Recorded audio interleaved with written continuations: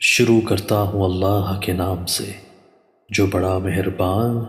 اور نہایت رحم کرنے والا ہے۔ حضرت انس رضی اللہ تعالیٰ عنہ سے روایت ہے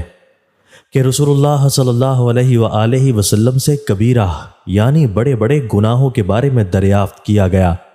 کہ وہ کون کون سے گناہ ہیں، تو آپ صلی اللہ علیہ وآلہ وسلم نے فرمایا کہ خدا کے ساتھ شرک کرنا، ماں باپ کی نافرمانی و ایذا رسانی،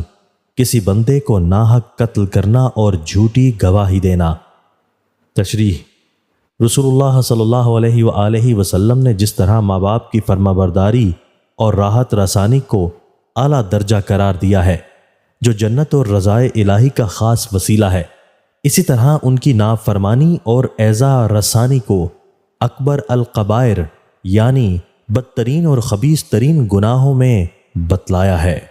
صحیح بخاری کی ایک دوسری روایت میں ان گناہوں کو اکبر القبائر یعنی کبیرہ گناہوں میں سب سے بڑا گناہ بتایا ہے، اور جس ترتیب سے آپ صلی اللہ علیہ وآلہ وسلم نے ان کا ذکر فرمایا ہے، اس سے معلوم ہوتا ہے کہ شرک کے بعد والدین کے حقوق یعنی ان کی نافرمانی اور ایذا رسانی کا درجہ ہے، حتیٰ کہ قتل نفس کا درجہ بھی اس کے بعد ہے۔ حضرت جابر رضی اللہ تعالیٰ عنہ سے روایت ہے کہ رسول اللہ صلی اللہ علیہ وآلہ وسلم نے فرمایا کہ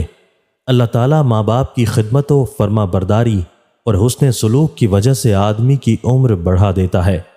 تشریح: ماں باپ کی خدمت اور فرما برداری کی اصل جزا تو جنت اور رضائے الہی ہے، جیسا کہ ان احادیث سے معلوم ہو چکا ہے، جو ماں باپ کے حقوق کے زیر عنوان پہلے درج ہو چکی ہیں،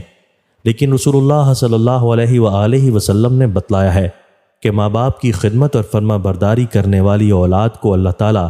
کچھ خاص برکتوں سے اس دنیا میں بھی نوازتا ہے۔ اس طرح کی احادیث کا تقدیر کے مسئلہ سے کوئی ٹکراؤ نہیں ہے۔ اللہ تعالیٰ کو ازل سے معلوم تھا اور معلوم ہے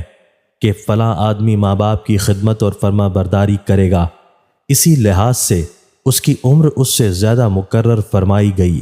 جتنی کہ اس کو ماں باپ کی خدمت اور فرما برداری نہ کرنے کی صورت میں دی جاتی۔ اسی طرح ان سب حدیثوں کو سمجھنا چاہیے جن میں کسی اچھے عمل پر رزق میں وسعت اور برکت وغیرہ کی خوشخبری سنائی گئی ہے،